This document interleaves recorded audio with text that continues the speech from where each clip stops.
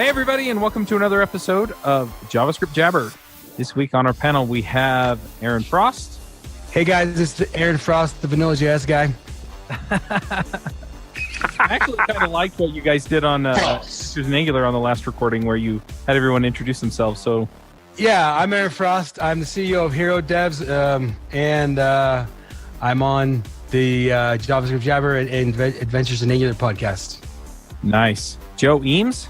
Hey everybody, Joe Eames, the CEO of Thinkster.io, and I'm going to rebrand myself as the Twist.js JavaScript guy. Not vanilla, but not chocolate either. I'm a twist. Does that mean you use jQuery?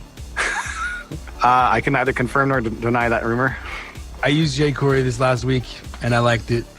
I don't blame you. It's a cool tool. AJ O'Neill. Yo. I'm coming at you live from my home office, also known as Soldier.js, because someone misread Solder.js and thought it was Soldier. I'm just like this diehard JavaScript fanboy that won't let it go, no matter how hard the TypeScript and Dart and all the other Elm types are pushing. I'm holding steadfast, and I'm building a home server, which is coming out of the Root company. Cool. I'm Charles Max Wood from devchat.tv. I'm the CEO over here, and I make all of the trains run on time. Well, actually, Michelle makes all the trains run on time. But I own and run the podcast network that we're on. So that's me. I need to come up with a better introduction. We also have Aimee Knight. Hey, from Nashville. So, what do I always tell people? Used to be a competitive figure skater. Graduated from boot camp 4 years ago. Speaking at a lot of conferences. Love JavaScript. Front end and back end. Also love SRE work. So I'm doing an NPM right now. What flavor of JavaScript practitioner are you? You know what? I'm on the vanilla JavaScript train. You're on the vanilla JavaScript train? I am. I do really like vanilla JavaScript. I like. Wait, so if you were a flavor of JavaScript, would you be like Chris? Would you be vanilla, or would you be more like, French vanilla? I go with vanilla bean. So vanilla with like a little Lodash, maybe. Joe, I'm the Vanilla.js guy. That's right. I meant Aaron, the Vanilla.js guy. Yeah. Oh, I also. We're gonna have people that are listening to just this episode, and then they're gonna be confused when they see Chris's next email come out. Yeah. I'm also obsessed with working out, so I run 6 miles a day, 6.5 to be exact. I lift a lot of weight. I love lifting. I have 2 cats. Wow. Hey, this is for real. I ran 2 miles a day. Yes. I got that Benjamin Button. I haven't ran 2 miles since I was 20, and I'm 40. I'm going down in age. Awesome. Next thing you know, you're going to be Forrest Gump. Yeah. Nice. Yeah, I went 3 miles today, so just... What? Yeah. Good job, Chuck. That's my Strava. 3 miles. I went 3 miles yesterday, too. Anyway, we have a special guest this week, and that's Gareth McCumskey. Yep. Hi, everybody. I'm all the way from Cape Town, South Africa. I'm the serverless guy on the show tonight. And from the end of April, I'll also be a customer success engineer with Serverless Inc. So, yay. This episode is brought to you by Triplebyte. Applying to programming jobs sucks. You have to put the right keywords in your resume, you spend hours and hours on the phone screens and take-home projects, and that's assuming the company even responds to your application. Well, if you're a software engineer, Triplebyte can help. They work with over 400 top tech companies, from big names like Dropbox and Adobe to exciting startups. You do one brief online interview with them, and if you do well, you go straight to final interviews with the company on their platform. It's like the Common App for software developers. Triplebyte does not look at your resume or where you went to school. All they care about is if you can code. I've helped dozens of software developers with various credentials get jobs, and this looks like a terrific way for you to get in and get interviewed and get a job without a lot of the hassle and overhead. You can go check them out at triplebyte.com/JSJabber. That's triplebyte.com, byte as in 8 bits. As a special offer for listeners of this show, if you take a job through Triplebyte, they'll offer you a $1,000 signing bonus. Dude, Now, South Africa. How long does the internet take to travel back and forth from there to Utah? Like, that's crazy. Not quite as bad as you think. I'm just curious. So is JavaScript on serverless vanilla, or is that more chocolate, strawberry? It's a bit of Node. Vanilla bean. There you go. There we go. Yeah. Beans sounds like Java beans, and I don't know if we want to. I don't know if we want to go there. It's the fudge on top of the node. All right. Well, anyway, we brought you on to talk about JAMstack and Serverless, which I think is a really interesting follow-on to the episode we did with Phil and Divya in January. So, is JAMstack one of those things that you call out? Is it that exciting? I actually been doing quite a bit of it lately. Gosh, that's so funny. It's like the horn. It's like an air horn. Yeah, we don't need a soundboard. We just have Frosty. We just have Frosty. JAMstack. Hold on, I'm gonna make it better. JAMstack. Okay, bro. Oh man, That's awesome. That's how you introduce JAMstack. Yeah, sorry. No, it's all good. So JAMstack and Serverless. How does that work, Gareth? So JAMstack is one of the those basic intro to JAMstack. Like, this is for third graders right here. Well, the funny thing about JAMstack is it's like I started my internet career looking at HTML, CSS, and even back then it wasn't much JavaScript. And it's funny how things come around and suddenly we're back to using just JavaScript and CSS and HTML to produce static pages. And that's basically what JAMstack is trying to get back to, these ideas of static pages where you don't have all this fancy dynamic stuff that you need to maintain servers for, and build, complex pages on. And the cool thing with JAMstack is that these days, with all the front-end tools we've got, the Reacts and the Angulars and so on, building pages is kind of becoming a bit more standardized. But the tricky part now for a lot of devs who are really getting geared up and good at building these front-end portions of their app is building the back-end stuff.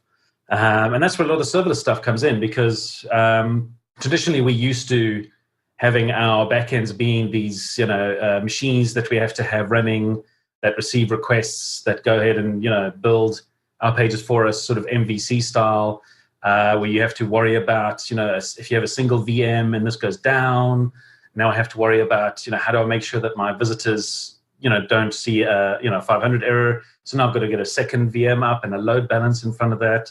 But now my database is getting overloaded, so I've got to find ways to scale this and split all that out. And this is traditionally like been the sort of back-end role, back-end dev role that gets handled.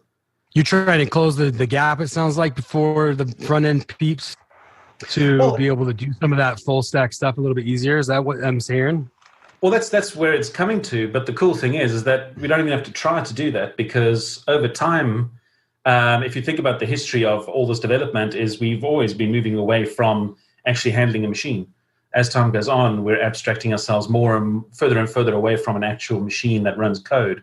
In the old days, you'd have a company with their own little room with an air conditioner in and some racks plugged into the internet, and they desperately try and serve their content. All the way to today, where we have these massive cloud vendors that give you access to virtual machines that you can spin up at a whim. The next logical step is to take even that away, so that you don't even have to worry about, the operating system or your applications that you need to run.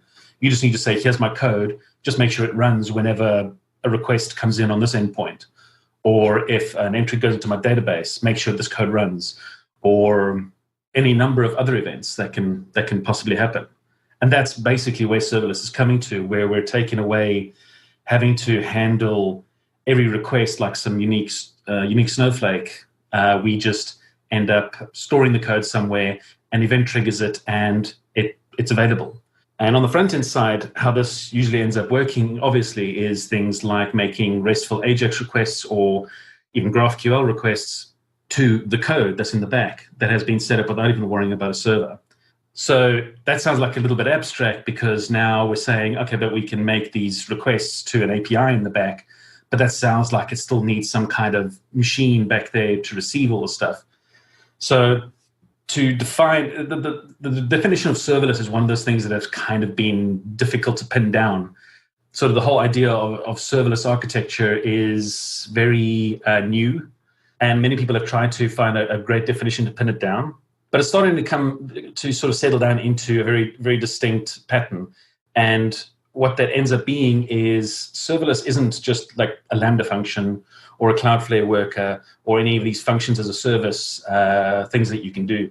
Serverless is more a way to build an application on managed services, so that instead of spinning up a virtual machine to run a database on, for example, or even run a database instance in somewhere like Amazon, you use a service like DynamoDB, which has no concept of a sort of CPU or RAM. You just give it data and it keeps it. You query the data and it gives it back. And you work with very distinct patterns of access. I get charged for 100 reads of my data I did today and my 50 writes. You're not being billed for a 24 hours of a machine running, even when nothing's actually happening. So when you boil these managed services down, it got to the point where you had all of these things. You had things like S3, for example, where you could store your files, and you're not paying for, again, a server, sitting there doing nothing but holding data. The S3 service is available always for you to get and put files, and you only get billed when you actually get and put, similar to the way DynamoDB works, for example. And a lot of these other services, but the one missing link was compute. So most people would spin up an EC2 instance so that they had a CPU that could actually run code. And that was when, in 2015, if I remember correct, it might be 2016, when Amazon announced Lambda, which was their attempt to essentially give you compute as a service instead of you having to worry about running VMs, load balancing VMs, all that stuff that comes with trying to execute code. And it works on the exact same model. You've got code sitting on Amazon that costs you nothing unless it's actually being executed. And then you tie that in with things like I was mentioning S3 and DynamoDB, which can trigger this code, or services like API Gateway, where you can create RESTful endpoints that cost you nothing unless a request is actually being processed through it. So again, that sort of fits the serverless model, which, after looking at all of this, the definition of serverless ends up being a combination of these managed services that essentially cost you nothing until they're in use. So you're being billed for actual queries, actual requests, actual computation being executed, not for idle time when nothing's happening in the background. And that's sort of the truest definition of what serverless means, which works really great from a front-end point of view, because we now have tools being built on top of this model to help make deploying and creating this kind of service really interesting and unique. I was going to add, so I hadn't really played around with this until recently, and I played around a little bit in the fall with MongoDB Stitch, and I actually was pretty impressed by it from somebody who would, I don't know, it felt really weird at first to not be creating a backend for my front end. And I don't know, it was interesting how you said about kind of the architecture of it, because that was the only part that was a little bit uncomfortable for me, was when I build out backends, I'm pretty, I usually use Express, or I've used Coa before, and there's usually these established patterns that you follow. And that was the only part that was kind of it felt a little dirty to me. And so I had to get over that. So do you have any thoughts in that regard? Yeah, you've actually sort of hit the nail on the head with probably one of the, because just taking a step back a little bit, the idea of serverless, like I mentioned, is this architecture that's sort of starting to gain some ground. And people are starting to pick up on its usefulness. But if you look at the evolution of web development over time, like I mentioned before, everything we've done from the beginning up until where we are now is a slight evolution on how we build apps. So even if you look at the recent sort of growth around containers and container management, it's a great evolution of working on just VMs, but it's essentially just a way to take what we already have on VMs and lift and shift it onto something called containers, which is an improvement, but it doesn't change fundamentally how we build apps. It just changes how we provision and deploy them. But serverless is a completely different way of thinking about building apps. And like you mentioned, it feels a little uncomfortable. I mean, even myself, this might seem a little dirty on the JavaScript show.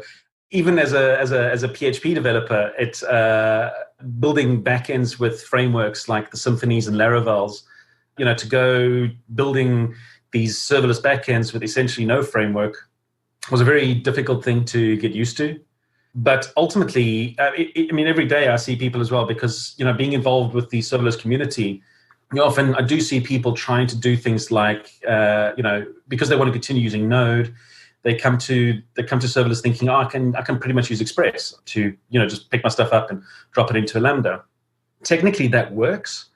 But when you start looking at how, combining things like API Gateway, for example, that lets you create endpoints, you realize Express kind of doesn't add much value. Because really, if you think about Express, its biggest value is that it does routing for you. But if you're using API Gateway to give you endpoints, that's already routing requests for you. And that's pointing at the Lambda functions you need. And if you're using a tool, and I'm gonna pimp it, the serverless framework, it helps you do that deployment of these sort of serverless components a lot quicker, a lot easier. So managing your application in that way makes serverless almost a no-brainer in my opinion, which is why I'm in the space. So I like the kind of technical overview that we got, and you talking about how serverless works. But for me, I like the storytelling of your code goes in here, right? Mm-hmm. And then serverless does what it does, and then you get this result. And so I'm curious, do you have any examples that you can walk us through where people are using serverless with Jamstack? Let's say, for example, that somebody, I don't know, is building a website that hosts a whole bunch of podcasts, and what kinds of things would they use it for? Just hypothetically speaking. I don't know anybody who has a site with podcasts, but I'll give it a shot. Not a serious one anyway. That's right. Well, I can speak to that. I built a few apps already, sort of using Jamstack and Serverless as the idea. And in fact, in the pre-show, you guys were mentioning jQuery. Funnily enough, one of the projects I've worked on, the front end is built on jQuery. In this day and age, it still exists, but it does connect to a serverless backend, which actually jQuery. Nice. But the cool thing is, serverless, all it does is provide you endpoints if you have a front end, and it doesn't really care what the front end's built in. So that, first of all, gives you the flexibility. If you're a React guy and you like to build your front end with React, or if you prefer Angular, you can pick your poison. If you like jQuery, then that's available too. So to be clear, you're calling jQuery poison. That's absolutely what I said. Those were the words that came out of my mouth. Cool. I didn't misinterpret it. Perfect. Good. But yeah, the first step is often to there is no real first step. If you're a front end person, you're going to probably prototype building on a front end. Maybe you're going to end up mocking some APIs. But the advantage that serverless gives you is that it's actually so easy to spin up API endpoints, even if they're not fully functional yet, that you often end up mocking that way. Can I give an example of an app I've actually built? Yes, absolutely. Can I mention the URL? Yes, 100%. And the thing is then people can go and actually see it in action, right? And that's the thing that I'm looking for, is visualizing in my head, okay, where can I go with this, right? Instead of just, okay, there's this function in the cloud somewhere that does a thing, and I got my website over here, and I have no idea what the two do together. Okay. So one of the projects that I was involved in, it's a company called Expert Explore at expertexplore.com. The company's still busy transitioning most of the site over to a Jamstack and Serverless architecture. When I left, they were well on the way of sort of swapping out the back end from a WordPress platform, believe it or not. And I'm talking a multi-million-dollar travel company running off of WordPress. So it's nice to see that they're still continuing with the transition. But last time I checked, they were still working on things. So the place to take a look, the site has sort of about us pages. And they're a great example because they also use a combination of a headless, what's it called? Anyway, it doesn't really matter. Because one of the problems that the company was facing was that the reason they were using WordPress is that they had a fair number of these About Us pages, which was CMS content. They genuinely needed editors to edit content. But to run the entire platform off of WordPress, checking out these expensive tours was potentially a problem. So a solution that was built was a front-end built-in view that essentially generated these static pages using a build process in Bitbucket. So Bitbucket has a sort of pipelines feature built in. And one of the cool things that we were able to do, on the headless CMS, we were able to build a Lambda function running on AWS, obviously, that had an API endpoint connected to it. And when a editor edited content in the headless CMS, it would trigger the Lambda function, which would then call the Bitbucket API to rebuild the page. And when it rebuilt the page, it pulled the new content that the editor had just saved in the CMS. And in Bitbucket, once it rebuilt the page, it was then able to push that new HTML JAMstack file directly into an S3 bucket, which is what you see on the site when you go to one of these About Us pages about the company. So that was a sort of serverless way of allowing editors to have a nice friendly editing environment, which wasn't necessarily WordPress, but build it in a way that created a static page so that now there's a super fast, highly cached version of this content page that you could optimize as much as you like, as a developer, because the content gets built every single time it's edited, and it doesn't affect the ability for an editor to change the content as they see fit. And it was getting to the point where they were using the CMS to actually edit all the product pages. That was some of the stuff they were working on. I'm not sure if they've gotten to that point yet, because I did leave the company, after we started the project. But there are portions of the site that are serverless. If you look at, for example, the actual tour pages themselves, they have a pricing section, and that is a little serverless component built in Vue, for example. The reviews section that they have is essentially got a serverless backend to it. So all of these pieces were built on sort of JAMstack and serverless.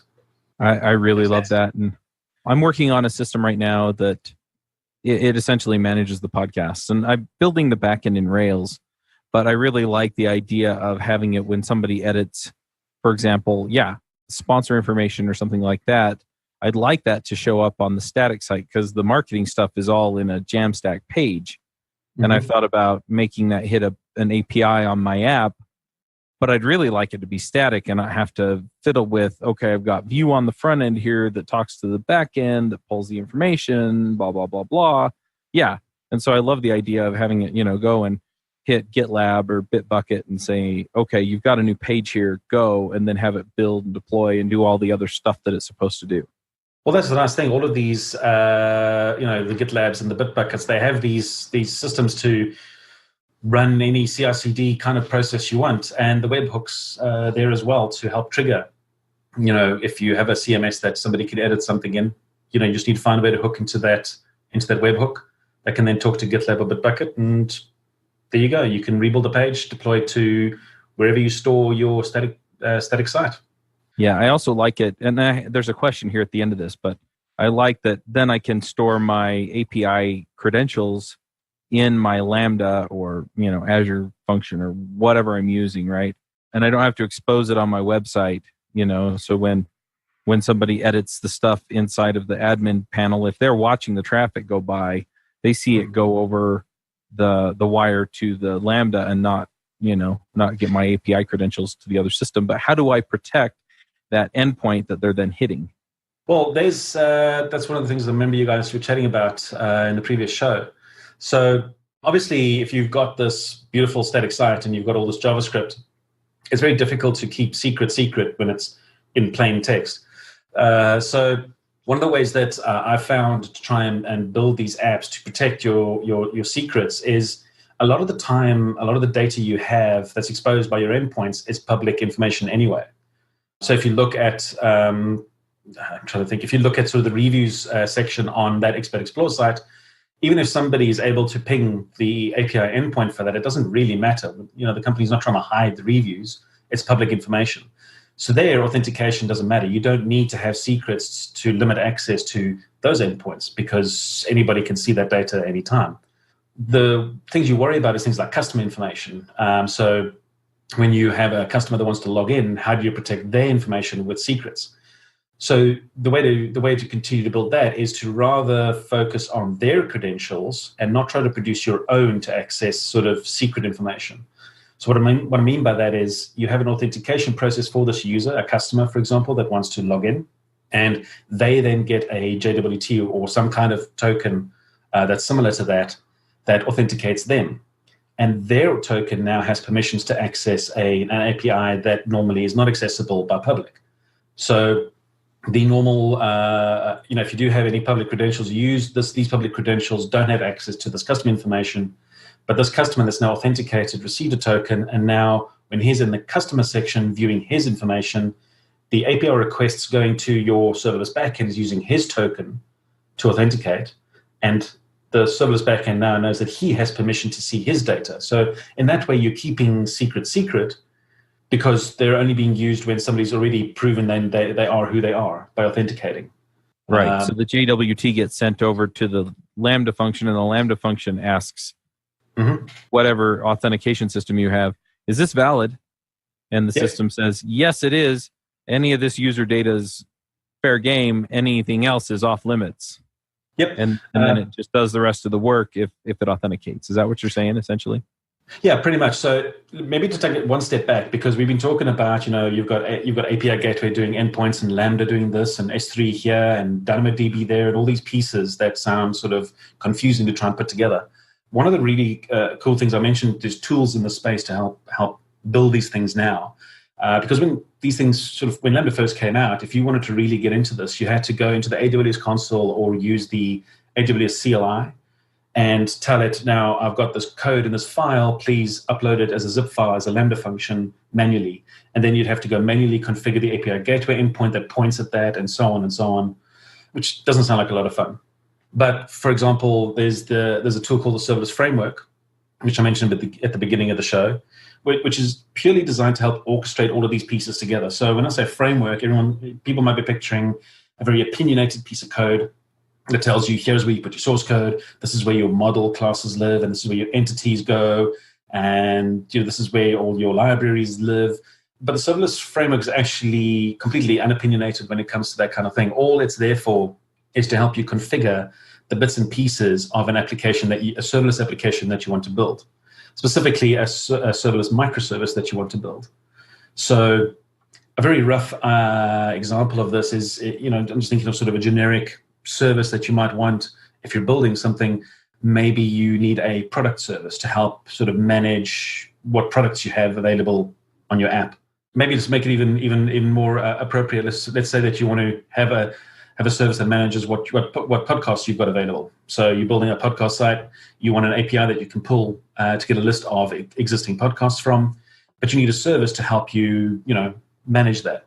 So the serverless framework will let you do things like define a serverless a YAML file that configures a name for your service that says, I want a function called this, and the code exists here on my file system, and I want it to be triggered by an HTTP event that is a GET request, and this is the path to it. With that, you then go write a little .js file that contains the actual Lambda code. And once you've written that and you've defined your serverless YAML file, use the CLI tool essentially to type SLS deploy, and it'll deploy and create all of that infrastructure for you automatically. It will upload the Lambda function for you and add it into your AWS account.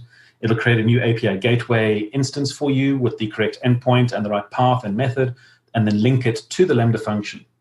So at that point, within minutes, you've now gotten an endpoint that you can make a GET request to that'll call your Lambda function that will return whatever code you wrote into it to return. Essentially, to summarize what you're saying is that the serverless framework is set up to abstract over the top of the infrastructure that you would have to set up for serverless function in the same way that, say, Express abstracts over the top of the HTTP libraries in Node and makes it easier for you to just build stuff. It doesn't encapsulate really any opinions. It's just kind of a best practice thing that paves over the details that you don't need to know about. Yeah, exactly. I mean, it takes the sort of serverless idea even further, because the serverless framework is also multi-vendor. So there is some support for Google Cloud Functions, for example, and Azure. The sort of configuration file needs to be slightly different between the vendors, but they're very similar in ways like identifying or specifying that I have this code living in this file that is a Lambda that is a function that I'll need to run, and it's triggered by an HTTP event. But one of the really cool things that you can even take a step further is because the easy, almost naive way to think about these serverless microservices is that all it does is provide you nice HTTP endpoints. When the cool thing is you can actually do quite a lot more. AWS, for example, has services like SNS, SQS, which is messaging, sort of messaging systems, PubSub, and message queues. You can use even Kinesis, which is a streaming system to stream data in. Great for things like if you're doing clickstream tracking on the front end of your site. And things like I've mentioned DynamoDB, which is a way to store data. But even that, when you store data or change data in any way, you can trigger a Lambda function from that. So you can build pretty sophisticated event-driven microservices that you might have some HTTP endpoints, but then you have multiple microservices communicating between each other through tools like SNS and message queues, PubSub and message queues, different Lambda functions triggering off of database changes. You can have Lambda functions triggering off of an S3 bucket. So if a user uploads a file, and this is one of the sort of more common uses now as well, is have an S3 bucket that somebody can upload an image into, and a Lambda function is triggered off of that upload, and then it creates a thumbnail of that image and stores that in a second S3 bucket automatically. So you instantly have thumbnails available for all images you ever upload. So these kind of interactions is where things really become really interesting when you're building serverless backends. So, if you're taking from a front-end developer point of view that just needs some API endpoints, you can totally do that. But if you want to expand that further into a complex app that can deal with a lot of volume and traffic, all these other tools are available as well, which is pretty neat.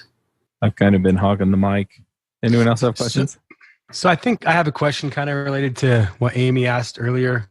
When you create your first serverless function, a lot of people are like recreate an entire Express server or KOA server in their serverless function, right? So it feels like a lot to spin up in my function. Like I just wanted to handle a little function, right? Like, and yeah, maybe I wanted some middleware and I wanted to handle a JOT token and whatevs, but it seems like what sounds like a function is pretty complex just to come out of the gate and use. Like, is JAMstack helping solve that for me? Because it does seem like a lot to kind of bring in on like, and then to like, I know that I'm turning Express on every single time a user requests that function. Like, it's not like I boot up Express and then it's on. You're booting it up every single time. You know what I'm saying? So is there any way to like make that less heavy or what are the thoughts around that? Because that's sometimes I think where I get confused around this stuff. Well, you don't really need to go the sort of full Express route with your functions. The way to think about the Lambda functions is that they can be triggered by any number of events. One of them being an HTTP event over something like API Gateway. And for people who are not familiar, API Gateway is a service from AWS that lets you create a place to send HTTP requests, just like any old web server, as if you spin up an EC2 instance and we're running Express on it. So you can think of API Gateway as the replacement for your Express routing mechanism. And it can do a lot more than just routing. It can do throttling. It can handle documentation for your API, all sorts of features, which I'm not necessarily going to go into detail with. But the cool thing about this is that if you front your Lambda function with something like API Gateway, all your Lambda function sees is an event object. So it's literally a function that receives a parameter called event, or you can call it whatever you like, but the object is going to be an event object that is different depending on what the event is. So HTTP events have a specific structure that you can get the data from. So if it's a GET request, you might have the URL you might want. You might want any query parameters that have been appended to that GET request. You might want the user's IP address. If it's a POST request, you probably want to grab some of the data out of the body, which is completely available to you. And your pathing, just like in any framework, can include parameters as part of the path. So your path parameter could be included as well if you want to filter by an ID or some other identifier for an entity of some kind. But the cool thing is that you're not writing Express every single time.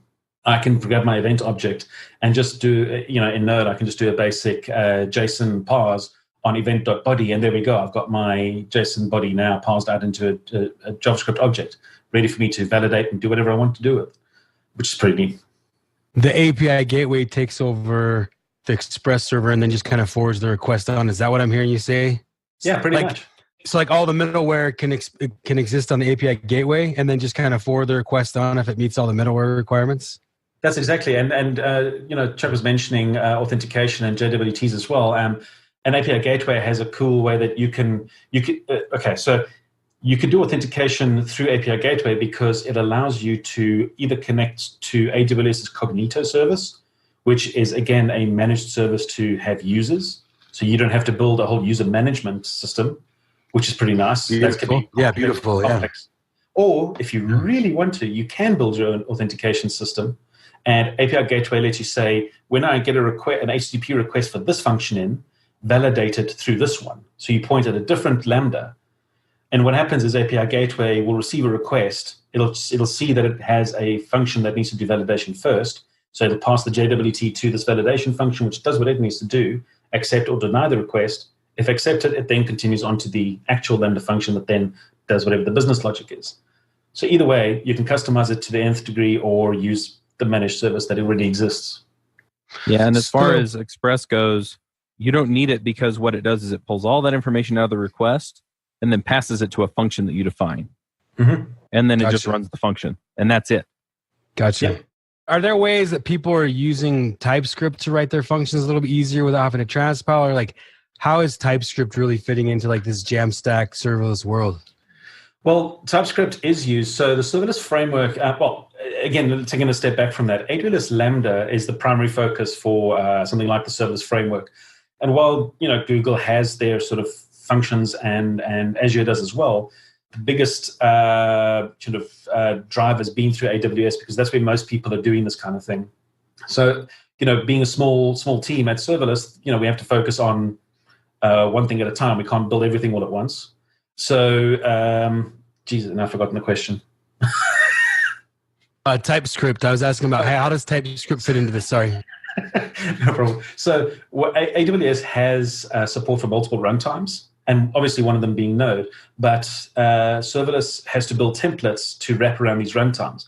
And one of those templates happens to be TypeScript. So you can actually create a serverless service through the serverless framework using the TypeScript template. And when you do a deploy, it essentially it'll do the whole compilation process for you down to the JavaScript needed to run it as a Lambda. But you're coding in TypeScript, so you don't care. You just SLS deploy on your command line, and up goes your code in native JavaScript. Have you done any testing to see if there's performance problems with that, or it works okay? Or well, I haven't personally done that, but I mean it's TypeScript's compiler. It's whatever they compile down to. So if there's performance problems, that's something that the TypeScript guys have to fix in their compilation process. So Lambda also supports Ruby. This is me smiling. Yeah, I think Serverless Framework has a Ruby template as well, so you can build services with Ruby, and that's quite a recent addition. It is, and nice. If you are doing Ruby, we did an episode on Ruby on Jets, which is a serverless framework for Ruby. So nice. Yeah, there's just so much to get into. I want to start playing around with trying to build because Lambda supports Java and .NET, and I'm actually keen just to play around with that a little bit just to try it out. I think it also supports Python and Go. Python and Go. They do. Yep, they do. So Go is supported as well. But they also recently, AWS released their bring your own runtime type of system along with layers. So there's been all sorts of shakeups in sort of serverless space, and the serverless framework is busy changing to try and support these things. But it's a little difficult being a sort of small startup team. You can't get to everything at once. But it's really fun that all this stuff is changing. So you could even in the future start building these serverless services with a PHP runtime, which is not officially supported, but bring your own runtime. So who knows? AJ, were you trying to break in?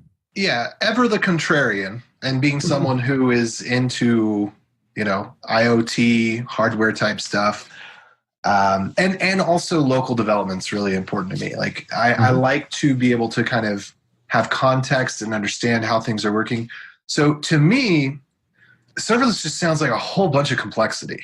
Like I'm thinking, I put a little file on my desktop here. I write some JavaScript in it. I hit Node. I can start interacting with it. I can see how things are working. I can debug it really easy. And it's going to deploy anywhere. Like I can use Docker if I want to use various different operating systems. If I just want to go de facto Ubuntu, like there's no crazy weird stuff I have to learn about load balancers or any of that. Like the only crazy weird thing I have to learn is how to copy and paste a systemd file, right? So like for me, it just sounds really complex and really hard to wrap head around. Now, if you're a front-end developer, I could see, you really just, if you don't want to like level up to the point where you understand, basics of the command line and basics of how to run a server, like you really just want to stick more on the CSS design side or something like that, whatever reason, you just don't want to touch the computer itself. Like I get that. And I see that serverless as being really valuable there, but I don't know about just like the general case, something I'd advocate for everyone. So I want to hear the rebuttals on that comment from all of you, because I think most of you are not in my headspace at all on that. I think that the way that you're talking about it, I think it's better than the way we used to do it 10 years ago, and I think it's pretty modern. I think though that what Gareth is saying is you're going to pay for that whether you have users or not, though. And with like a serverless Jamstack architecture, if no one hits your stuff, you're not paying for anything. And so it lends itself better to a lot of uses for a lot of cases. But I've been in scenarios where these serverless things fall asleep and you have to wake them up. And you like for Slack bots and stuff like that, they're basically worthless. And so you do kind of need more what AJ is talking about. So I can see scenarios where like both are useful. So Amazon's now trying to compete directly with DigitalOcean. Amazon has traditionally been extremely complex and just like their interface is so confusing. They've started Lightsail, right? Lightsail is $3.50 a month for the same thing that 5 years ago was $5 a month on DigitalOcean, right? And there's, if I don't ever plan to get any traffic on my website, serverless is like totally inexpensive. If I plan to get a ton of traffic on my website, serverless is going to be 100 times more expensive than a physical server. But then like I also would have to have like IT staff potentially to manage that, the physical server stays up or whatever. And then cloud services are in the middle. They're like 10 times more expensive than physical servers, but they're 10 times less expensive than typical serverless type stuff like Amazon Lambda for loads that are moderate loads, right? So I wouldn't even say that it's less expensive only in a particular use case for particular needs. It's not universally less expensive. I'm going to throw in here. So first of all, serverless framework makes a lot of the AWS headache go away. And I've played with it. I really like it. And it makes things really, really simple. You do have to figure out a little bit with your AWS credentials. But that's actually the trickiest part, yeah. The other thing is I've learned this about myself over the last week. I used to think like 2 weeks ago, I'm such a cool guy. I can deploy my own apps to my own servers. Rawr. And I had a company come to me and say, hey, we want to sponsor the shows. And I said, I'm going to go try out their thing. And it's called Cloud 66. And so I went into Cloud 66 and I hooked up my Git repository to it. And I said, deploy me one of these. And an hour later, I had one of those. And it set up the whole server, did all the deployment, and I was like, gee, this is really nice. And so, serverless in a lot of ways gives you that as well, where you don't have to go and figure out Docker and systemd and all of the other pieces that you have to put into place to make it run.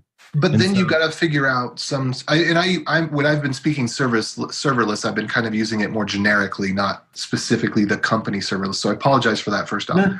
But you still have to learn something. Like it's not like you can just point it to a repository and it's going to spin it up and work. Like you have to go read the documentation. You have to write a config file. You have to like figure out how it works in this environment and like what isn't compatible with the way that you did it before. And that's with everything. Like every single thing you'll ever do, you have to go read the documentation and write a config file for that thing. But in the same token, how did you ever figure out how to drop your one little file onto a server and get that to run? You had to go spend the time to learn how to set up a machine that can then serve content to an endpoint somehow to somebody or execute the way you wanted to. So, well, yeah, and I don't disagree with that at all. I just think that typically people in this space tend to talk as if like it's really complex and really hard to set up. And it can be if you're trying to get an enterprise hello world. If you want a load balanced, hello world that's got distributed databases and, all that. But in reality, you're not going to really get a whole lot of traffic on your site. I mean, and if you're starting to get value out of people visiting your site, then it's a different game at that point. But you don't have to. It's not like, okay, I'm going to have my own personal blog. Let me figure out load balancers. Well, just to take it one step back, you're also talking about the cost of things. So you mentioned that you can get a Lightsail set up for now $3.50 a month. To put something into perspective, I've got a customer that I built. I replaced a self-hosted solution that they had sitting on a shared host somewhere that was receiving email and processing that through their own sort of legacy SOAP API. Ended up replacing, and that was costing them, I'm going to try and convert into dollars now because this was in local currency here. That was costing them probably about $50 a month, just due to the volume. They had, a few 100,000 emails a day that they had to process in this way. Ended up replacing that with a completely serverless solution for them, and that's costing them 50 US cents a month. Okay, so that's something that I'd like to hear. You've got a very specific use case that does a very discrete task over and over again, and you're getting a lot of value out of that. I like to hear that. I like to hear a use case that I can connect with and make sense to me and say, yeah, I actually would want to save that money to do that. Well, I mean, the other side of things, if the example I mentioned before with the company Expert Explore, their servers were obviously running on EC2 instances at the time, and just doing the transition of those few elements that I mentioned with the sort of, the payment, the products page had this little component, the reviews and the sort of about us section. Even that ended up being a saving for the company. And this is a global tour company that gets traffic from the Philippines to the US. And even there, we were able to turn the database server down a couple of really big notches that saved a lot of money, turning down the EC2 instances a few notches as well. And the serverless costs coming nowhere near to what that saving was at the time. That's simply because what ends up happening is that Lambdas execute a lot faster than people think they do. And there's a lot of talk about these cold start things. I'm sure you've heard about that. Well, yeah, Aaron was just mentioning that. But cold starts actually, it sounds crazy, but it's not actually as big a deal as it sounds. And there's a simple reason for this, because when a Lambda instance is executed for the first time, sure, there is that sort of, I'd say about 100 milliseconds of latency that gets added on for that first execution. But that Lambda, when it's warm, is sitting around waiting for another request. So what you find happens is that multiple requests start coming in side by side, and multiple Lambda functions will go from cold start and warm up, but they stay warm. And any requests that come in after that now are being executed much, much, much, much faster on warm Lambda functions. So instead of requests queuing or not queuing, waiting for a cold Lambda to warm up, you've already got warm ones. So even if your traffic is increasing over time, the warm Lambda functions are executing them faster over time as well, and your cold start just doesn't happen as often as you think. Is that 100 milliseconds for the virtual machine? Because if you've got a Node application, it can take 30 seconds to boot up. I was dealing with much longer cold start times than 100 milliseconds. Slack gives you 3,000 milliseconds to respond. Mm-hmm. Otherwise, they send an error to the user. And I was getting way over the 3,000, so I had to switch. We tried to build a heartbeat to keep the bot alive, to keep the cold start from happening. Was that on Lambda? We tried Lambda and we tried Google Cloud Functions, and they both had the same issue. And so we switched it over to a Node server. Just that one call, though. This is where we start getting into sort of the funny little gotchas that you do find with writing sort of Lambda functions. Doing things like talking to a relational database in RDS, for example, there's a tweak you need to make sure that it can actually return a response within less than 10 seconds. And this is a funny thing related to the JavaScript virtual machine when it's queuing things in the stack. It starts getting a bit hairy to talk about, but essentially you've got things queuing in the stack and a database connection being made, and the callback doesn't fire while stuff is sitting in the stack unless you set a specific configuration value. So the problem is that Lambda is trying to wait for everything to finish executing in your stack before it sends the callback so that the code you want to run actually runs. But when it comes to a database connection, that connection is sitting idle waiting for more queries, because that's what database connections do. They want to try and hold on to sitting around for a while to optimize a connection to database. but this can go up to 10 seconds by default. So you sometimes find this problem where a Lambda function X looks like it's executing for about 10 seconds before it returns a response. Meantime, it's just because a database connection was sitting on the stack holding the callback from happening. So am I understanding correctly that you're saying there's a custom configuration that is either limiting the number of threads that are spawned in the background or the number of things that can be on the stack in the V8 environment? No, I'm talking about the just the generic call stack in JavaScript. With if you're not going through callback hell, this is before the days of async and await. You have your callbacks and your promises all chucking their code onto the call stack. You get to the callback right at the end of your Lambda function. Now it's going to go through the stack to execute all this other code, this asynchronous code that you had waiting. But a connection to database is essentially another callback. So it's causing the Lambda just to sit at the end at the callback stage, waiting for the connection to close. So there's a simple configuration that you just pass a single flag in the first line of your Lambda function that says, please don't wait for the call stack to be empty before returning the callback, and then everything's goes back to normal. All right, so a little bit more information there. Like when I'm running Node, I don't have this problem.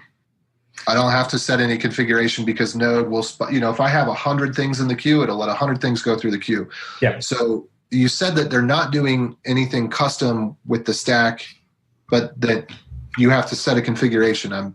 All that's happening is that the callback, when the Lambda has a callback, that's where the Lambda ends execution, and that's when you stop getting billed. But if there's something in your call stack, it obviously that still needs to execute. So it still needs to wait for that stuff to finish in the call stack before it can end the Lambda function and return by default. If there's like a blog article with some code examples that you know of that explains this, because it sounds like this is something people run into and probably has to get explained, I would love to see that to understand it better. And thanks for explaining it so far. I'm sorry I need to see code to kind of like get it. I think, and audio podcasts can't do it. Yeah, I've got an example I can send to you. But to be honest, this isn't actually that big a problem. Like I said, it's a one-line option that you just set in the top of your config file. And to be perfectly honest, a lot of people end up not using relational databases when building serverless apps because technically speaking, a MySQL database isn't serverless because you still have CPU, RAM, and a machine that has to run for a certain number of hours, even when there's no execution. Well, where the heck does the stuff go if you don't store it somewhere? Like, I'm just going to throw my user data away? So that's where there's other services that come in useful, like DynamoDB, for example, which is essentially a NoSQL key value store that is completely serverless. So it's the type of thing where you get executed based on how much you write data to it and how much you read data from it.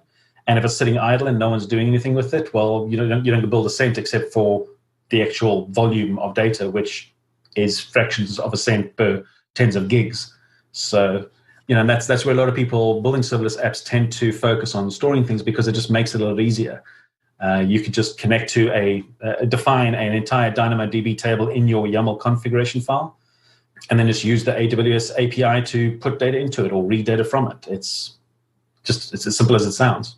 But the data is still stored somewhere, and it doesn't just disappear after 10 seconds. Like the data is still there. No, that was when we were talking about the relational databases. So if you're not connected to a relational database that needs to make a SQL connection to a remote server, then you don't have this 10-second issue. DynamoDB isn't a traditional database. It's essentially, you can just think of it as an API that you talk to. You're not going to pass SQL to it. You're going to pass API requests to it to write and retrieve your data from. Well, I would imagine that it is probably pretty similar to most databases. They just wrap it in an API layer so that they have a different billing model for it, and they probably have it just like with Lambda. It's not like the server's not there. The server's there. The server's always on. Yeah. They just change the APIs so that they have a different billing process for how you use data on that server or bandwidth on that server.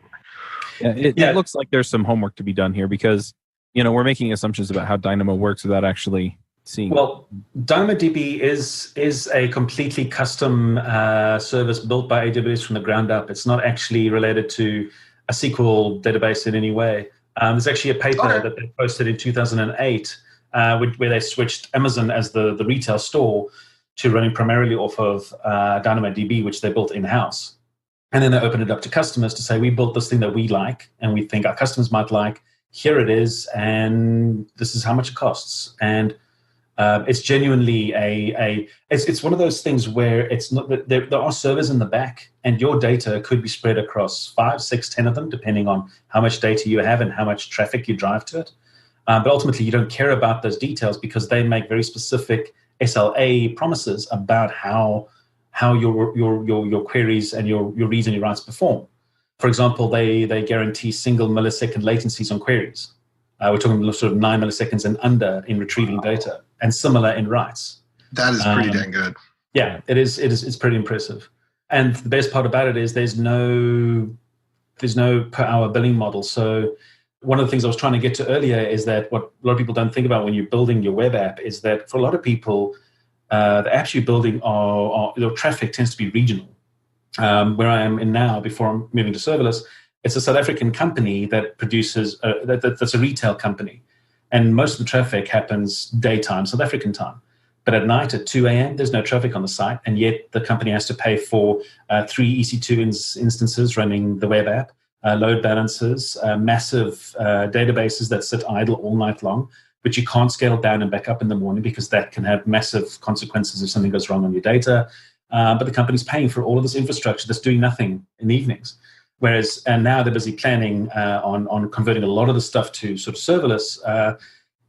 One of the big reasons is that serverless can handle traffic better. So you don't have to have these automatic scaling features and having somebody sitting there trying to push a button to make sure that the scaling happens as it's supposed to, because you have an SLA that says we guarantee you this amount of capacity, which is pretty compelling. Well, thank you very much. Sometimes I'm just antagonistic for the sake of playing devil's advocate. In this case, I actually am more of a hardware hands-on guy. So these are actually real questions I've had. But I really appreciate the depth with which you've explained that, and I hope that that's valuable to some of our other skeptic listeners. Even myself, I've got a couple of DigitalOcean servers that I'm running, for example, with my own little mail server on it. I've got a little invoicing server that I'm running. So I like to fiddle with these things myself as well. But it really comes down to if I'm building a solution for somebody and I need to get something out, I don't necessarily want to have to fiddle with Kubernetes clusters and containers and load balancing and scaling databases. I just want stuff that works. So that's where serverless comes in useful for me. Got it. Super cool. This episode is sponsored by Sentry.io. Recently, I came across a great tool for tracking and monitoring problems in my apps. Then I asked them if they wanted to sponsor the show and allow me to share my experience with you. Sentry provides a terrific interface for keeping track of what's going on with my app. It also tracks releases so I can tell if what I deployed makes things better or worse. They give you full stack traces and as much information as possible about the situation when the error occurred to help you track down the errors. Plus, one thing I love, you can customize the context provided by Sentry. So, if you're looking for specific information about the request, you can provide it. It automatically scrubs passwords and secure information, and you can customize the scrubbing as well. Finally, it has a user feedback system built in that you can use to get information from your users. Oh, and I also love that they support open source to the point where they actually open sourced Sentry if you want to self-host it. Use the code devchat at Sentry.io to get 2 months free on Sentry's small plan. That's code devchat at Sentry.io. All right, well, I'm going to push us into picks because I've got a call coming up, and I think some of the rest of us have some scheduling things. So It's getting late as well. Yeah. Frosty, do you have some picks for us? You know, I do. I'm going to do a pick on a book, short book, easy read, but changing book. A long time ago, I read a short book called The Key to Living the Law of Attraction, and I was at a spot in life where it really made a difference to me. And I just read a book that had a similar impact on me, and I wanted to share it. It's called The Go-Giver, and it's called The Go-Giver, a little story about a powerful business idea. Have you guys read it? I have. It's great. Okay. Book. Great book. I mean, it put words to things I've watched people do for years. It put words to ideas I've had, and it hardened principles around just little habits that I've seen people have. And really, really, really good book about how to increase your influence, which is really, I think, what I think matters the most. And so it's called The Go-Giver. It's kind of like The Go-Getter, but you change your paradigm, and it's The Go-Giver. So I share that in the notes. It'll be out there. So there it is, The Go-Giver. That's my pick. Nice. AJ, do you have some picks for us? I do. I do. Okay, so first of all, I have to correct. I said something really stupid a couple weeks ago, and I was supposed to like contact and get the thing re-edited or whatever, and I didn't do it, but I should have. Okay, so I've been reading this book, How to Fix and Diagnose Everything Electronic. First of all, what I said, if you listen in the other show, obviously I'm the newbie. I was obviously wrong. The guy in the book was obviously right, but it was just a conflict of misunderstanding. Anyway, I've had so many aha moments reading this book. Like I didn't pick it up necessarily to learn how to fix and diagnose things that are electronic, but rather I picked it up because I want to learn how electronics work. And for me, the concept of like taking something that works, taking it apart, putting it back together again. I mean, this goes back into some of the philosophy I just shared a few minutes ago. You know, like that's like how I learn and how I feel confident about something. So I found this book to be really beneficial in comparison to some other books I kind of thumbed through, because of the way that the guy approaches it, taking something that already works, why does something that works break? And then he gives like it, and it's not just that. I mean, it's a great book. Really, really gives a lot of good insight into how electronics work. And anyway, so I want to pick that again because now I'm almost done with it. Whereas before I was like a third or quarter way through, and it's just been fantastic. Wonderful aha moments. If that's kind of your learning style, highly recommend the book. I'll put a link to it, even if I accidentally fudged the title. I think it's How to Fix and Diagnose Everything. But anyway, other two picks, Distant Worlds. So Distant Worlds is a full orchestra that I don't know if it's the same orchestra every time. They probably hire different orchestras in different regions, but it's an orchestral presentation of music from Final Fantasy. So if you love the Final Fantasy music, I didn't realize this. I mean, I saw Distant Worlds. I thought it was just rehashes of the music from the game. No, it is like completely like full reimagined orchestral pieces from the game. So not just your little 8-bit sounds or your piano versions. Like this is full body, just amazing sound of the Final Fantasy tracks, which are epic, which are again by Nobuo Uematsu, which I've picked some of his stuff on before. And I can't pick that without picking Symphony of the Goddesses, which is the corresponding Zelda symphony. That both of these symphonies, as they travel year after year, new songs get added as the new games come out. You know, fairly different style of music, but a lot in common. And I just, man, there's just no music like that. I guess there is, but oh man, it just love it. So both of those, and they have it on CD, of course, if you want to get the higher fidelity. Unlike my kids. Joe, do you have some picks for us? Oh, you know it. I'm going to pick today the concept of expanding your horizons. I had a conversation a little bit ago on another podcast where we were talking about learning things that you don't do in your job for this express purpose of broadening your horizons and your viewpoints, your paradigms to get better at what you actually do, even if you don't end up doing that thing that you learned. As an example, I did JavaScript for quite a while and I got exposed to Elm. And I spent some time studying and learning Elm. And that really broadened my horizon and my viewpoint about state management, about JavaScript, about compilers, and a lot of things. And I've had that experience many times over my career. So I highly recommend that.